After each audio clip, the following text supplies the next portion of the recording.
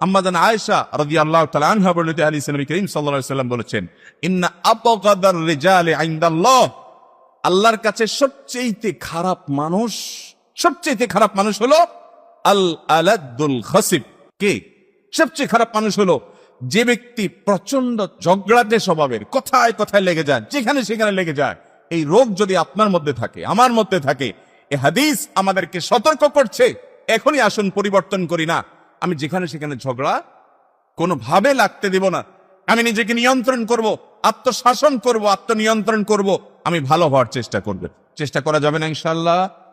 ভাইরা আমার, ঝগড়াটে স্বভাবের মানুষকে কেউ দেখতেও পারে না, আল্লাহও দেখতে পারেন না।